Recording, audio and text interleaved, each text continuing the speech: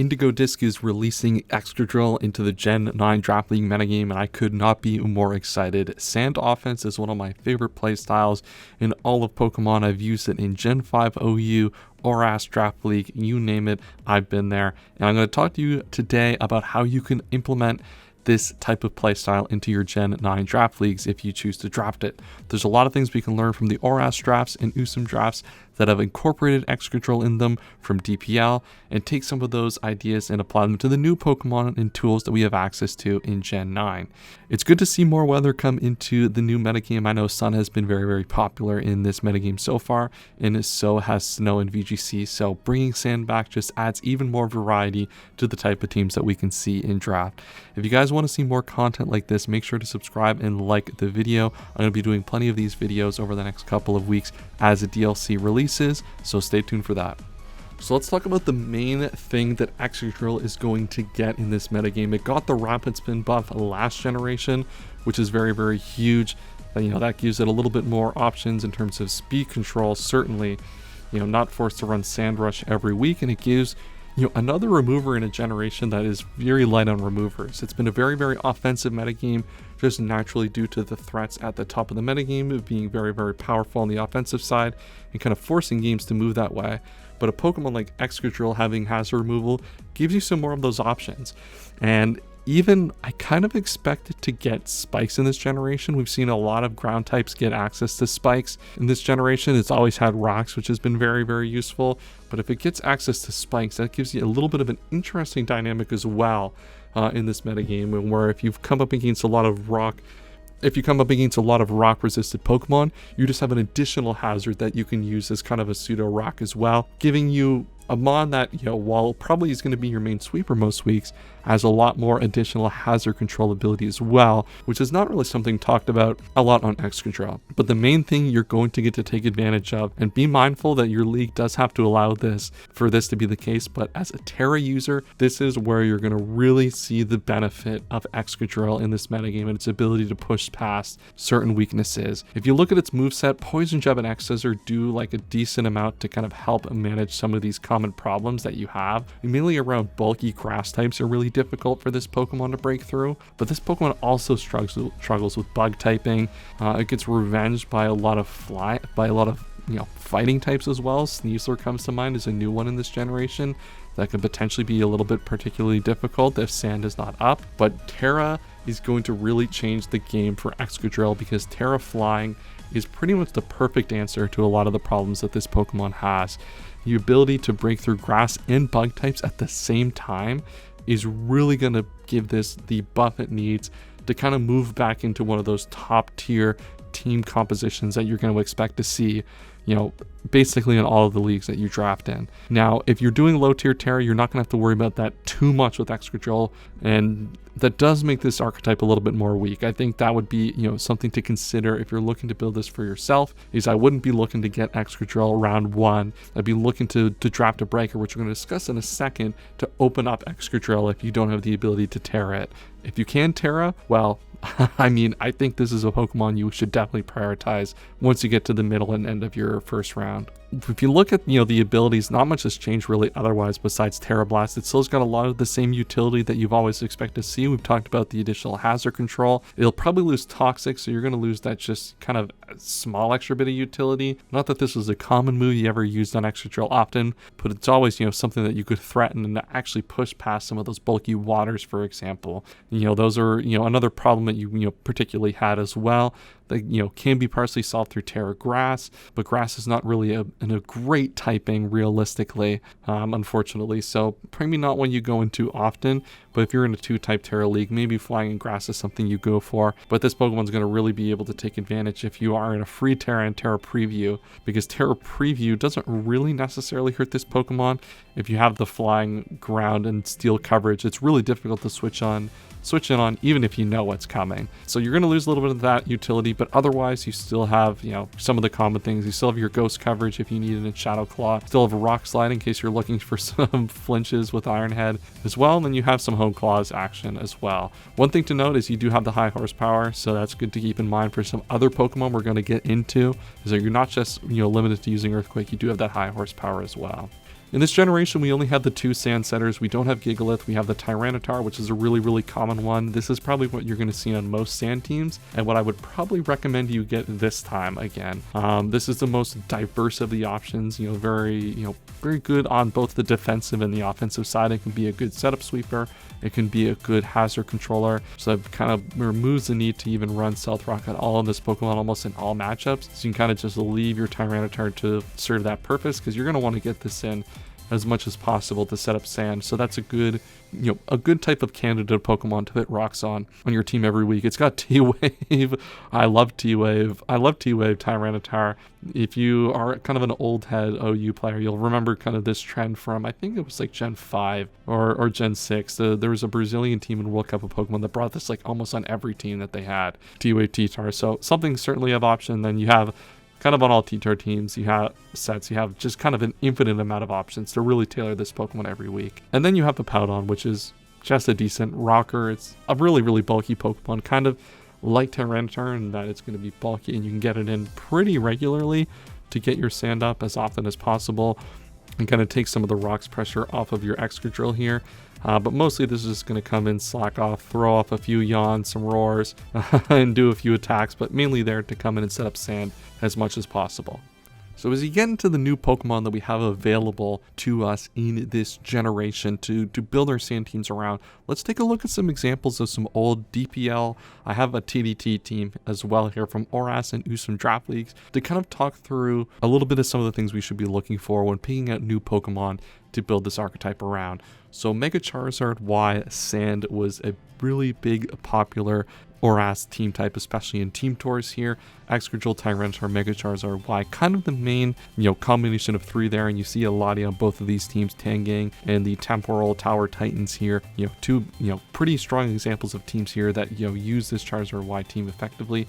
You also see both of them have a bulky grass type here, which we're going to get into a really interesting option here later in the video about one of these Pokemon we can use. That's actually, a new addition.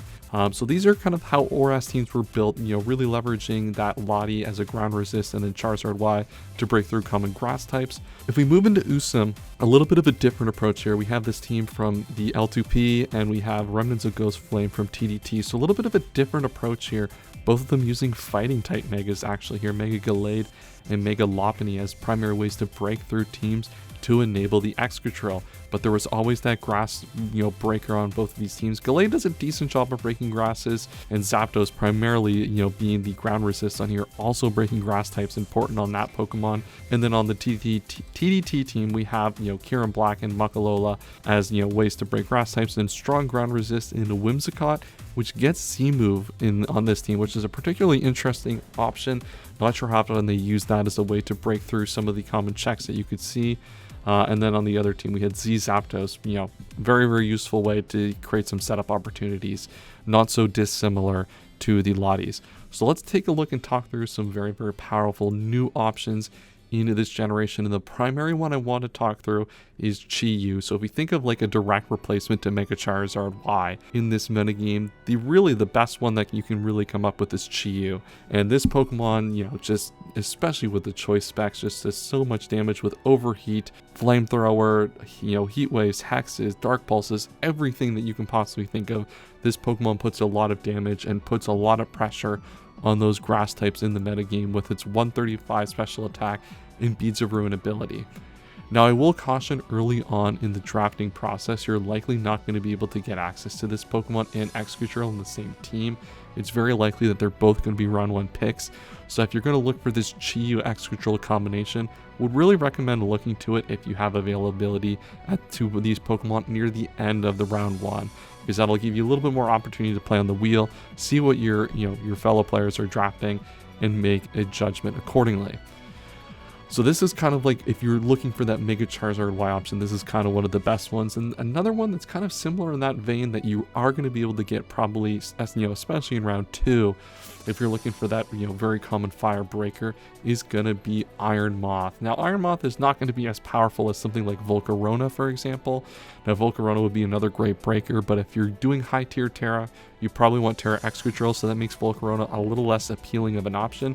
But a 140, 110, this is a very good breaker, and this switches in very well to grass types as well with that poison type. And while you have some agility for setup, you don't really have a lot, but you're mainly going to be using stuff like Toxic Spikes to wear down those grass types. You still have powerful overheats. You still have access to Sludge Wave, which can do a really good job breaking through fairy types. Not that, the Excadrill needs a lot of help doing that, but fairy types can cause a lot of damage to your T-Tar over the long game, so having additional options for that, very useful. And then it has, some, additional options. Obviously this does a lot of good job nuking bug types as well. Quark Drive, unfortunately, not something that's going to be affected by the sand, so we don't really have, one of these abilities that sand buffs in this generation, but this is going to be another potential good breaker you have, as a way to just break through grass types in this metagame. Sneasler, this is kind of, going through the idea that we had, with those Usum teams we quickly looked at with Mega Galate and Mega Lopunny, as this kind of operates in a similar way, and this is a really good way to pressure, not only the fairy types that could give your T-Tar trouble, this pressures the grass types as well, and also is really difficult for bug types to switch in on as well. They can switch in on close combats, but Dire Claw is just so powerful of a move in this generation, forces a lot of prep, that if you have, an Excadrill, Sneasler, Tyranitar, combo, that's really, really difficult from the physical side for your opponent to switch in regularly, especially if they have to give up their item for Covert Cloak to switch into Dire Claw very, effectively. The last one I really want to touch on is Monkey Dory. This is, a Pokemon that, 130, 106, so, a little bit lacking on the speed tier side, but this Pokemon's interesting for a few reasons. And one is going to be the U-turn Toxic Chain. Now, if you watched my battle against JV in the GBU, you're going to know that U-turn Toxic Chain is a very, very powerful combination. And if you think of some of the ways that, the sand teams can really have trouble is, they can't really break down some bulky neutral walls. Waters are going to be a really difficult type to break down. And with the combination of toxic damage plus sand against some of those neutral walls, it's going to really open up a lot of calcs for your Excadrill at +2, especially if you have access to Tera against some of these common neutral walls. Like, we think of Melodic, for example, could be a difficult one. Swampert potentially coming back, another common problem for Excadrill in this tier. So this is going to be a really good way to do that against neutral walls. Obviously, it's the poison typing as well, so you're going to be able to, use your Sludge Waves and, for example, to really put pressure on those grass types.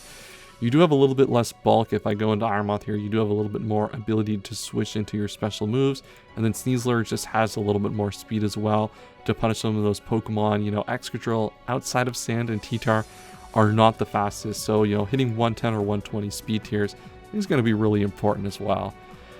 Now, one of the next things you really got to prioritize on this team is going to be bulky grass types, and the two that I really want to highlight here is Rillaboom. Rillaboom is going to be really good, and this is why I highlighted High Horsepower earlier as a move that Excadrill gets, is that the Grassy Terrain is going to make that weaker with the Grassy Surge, so you're going to make sure you have to run High Horsepower on that Pokemon.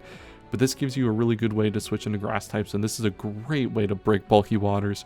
Scald is back, which is a little bit difficult to manage for this Pokemon, certainly. But it's just a really, really good way to, to pressure bulky waters. You turn off of them. This, will invite a lot of the fire types that Tyranitar and Excadrill can really take advantage of. And, this is a great way to do it. If you look at some of the common Pokemon we saw, Shaman, Tangela, for example, Tangela on multiple teams, just, such a good Pokemon that for the price value. This is going to be a little bit more expensive. But the ability to use knockoff U-turn as a way to punish some of the common, water types that Excadrill has difficulty with, and then U-turn on Pokemon that Excadrill really wants to take advantage of. This is a really good bulky Pokemon that you can definitely take advantage of in your teams here with the Sand offense. The other one that's really interesting that I saw, and I think is really worth considering if you're looking for a cheaper option, is Arboliva. And the reason that I really like Arboliva is, one, when this Pokemon is hit with the Seed Sower, it gets the effect of Grassy Terrain. So once again, a little bit more something to keep in mind with the Excadrill. So High Horsepower becoming important with that as well. It does have Harvest as well, good to note. On this Pokemon, but Seed Sower is going to be very useful. It's going to help you gain a little bit of health on some of your common switch-ins that you're going to need across this game. But the main reason I really like this Pokemon is the Weather Ball. In the sand, this gives you a really, really good way to pressure a lot of common switch-ins for this Pokemon. If you think of Pokemon that would want to switch into this, common poison, fire types, that your opponent might have. Having access to Weather Ball makes this a really, really good low tier grass to have access to. You know, obviously you still have Earth Power as well, but Weather Ball just gives you that little bit of extra damage to take usage of. And you still have a lot of good moves. You know, you have the common grass type utility in terms of Leech Seed, Encore, etc. You don't have the natural bulk truly of something like a Tangela, and if Tangela was available in this generation, I would certainly recommend it. But this is another interesting grass type to take advantage of if you have the access to it. I'm actually re-recording this bit right here because the Latias got leaked actually to be in the new DLC, so this gives probably the perfect ground resist for this type of team. And you might wonder, what makes the Latias so good in this specific type of team? Well, one of the things that we talked about here is we want to punish grass types, and dragon types are really, really good to come in on those types of Pokemon, as well as being ground resist. So they cover two of the really important resists that you need to complement these sand teams, as well as a water resist. You know, T-Tar and Excadrill both weak to water, outside of having Tera options on those Pokemon. This kind of complements their weaknesses very, very well. It's also very good offensive threat, so we've looked at a lot of potentially more defensive Pokemon like Arboliva, Rillaboom, which do have some offensive application, but these do have some high-end pressure on the offensive side with the 130-110, so it gives you really good 110 speed tier as well for Latios and Latios as well, while Latios being a little bit more of a defensive option rather than the offensive Latios. Zapdos is also a really good defensive Pokemon that exists in the current metagame. So across ORAS and USIM, common sand teams we've seen, we have access to all of the common ground resists these teams usually build with. In the current metagame, where we don't have Z moves to make this more of an offensive threat, I would probably try to get one of the Latias with Excadrill, preferably Latios, because I think Latios as a more offensive threat is going to be really important, especially in this metagame where I think the defensive aspects of Latias are probably not going to be as appreciated. We're not going to be trying to, defensively counterplay a lot of Pokemon in this metagame, and probably will not have access to Defog, so it won't even be a hazard removal. So Latios is probably going to end up being the better option of the two here for this season. So that is the end of the video. Big discussion on sand offense. I'm really excited to see this come back. I don't know if I'm going to draft it in the Wi-Fi league I'm doing. It all depends on what people around me are drafting, but I am super excited to see this back. Let me know what other Pokemon you would put on your sand offense teams in Gen 9 if you plan on drafting this type at all. If you guys are excited to see Excadrill back as much as I am, let me know. I'll see you later in the week. I've got more of these videos coming out, as I said, and as always, have a wonderful day.